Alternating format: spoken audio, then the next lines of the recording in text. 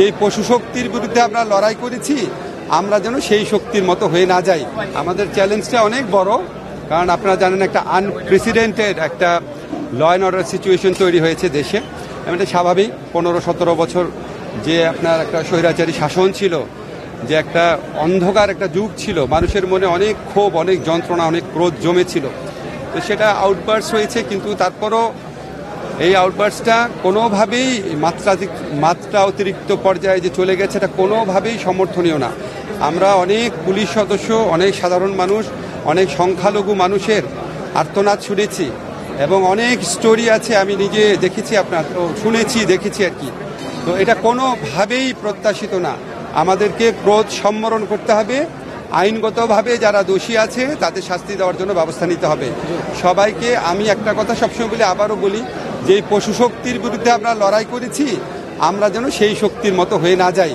তাহলে আমাদের ছাত্র জনতা যে অভাবনীয় একটা সুযোগ আমাদের জন্য নিয়ে এসেছে, যে মহান একটা আমরা বলি দ্বিতীয় মুক্তিযুদ্ধ সম্পন্ন করেছে, সেটার অর্জন এবং সেটার মাহাত্ম্য ম্লান হয়ে যাবে। এটা আমাদের সবাইকে মনে রাখতে হবে।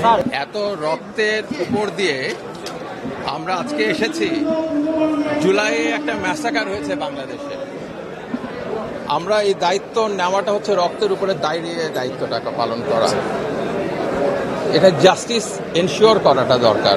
যারা পারপিট্রেটার্স তাদের আইনের সামনে আনা দরকার, যারা ভিকটিম তাদের রেমেডির জন্য চেষ্টা করা দরকার। এটা অনেক বড় দায়িত্ব। এই দায়িত্ব পালন করা খুবই চ্যালেঞ্জিং। দেখা যাক আমরা কতখানি করতে পারি, দোয়া করবেন। বসুন্ধরা টিস্যুতে ছাড়ের ছড়াছড়ি। বসুন্ধরা টিস্যু নিয়ে এলো নিশ্চিত ছাড়। আজকে আমরা এই বিষয়টিকে যেভাবে দেখছি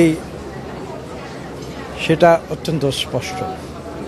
ছাত্র জনতার বিজয় হয়েছে বাংলাদেশে, নতুন প্রজন্মের বিজয় হয়েছে, এবং আমরা বিশ্বাস করি আমাদের মূল উদ্দেশ্য সেটা হচ্ছে বাংলাদেশ যে জন্য সৃষ্টি হয়েছিল সেটা হচ্ছে গণতন্ত্র। সেই গণতন্ত্র আমরা ফিরিয়ে আনব, এই নতুন সরকার ফিরিয়ে আনবে। আমরা সেই প্রত্যাশা নিয়ে আজকের দিনটি আমরা উদযাপন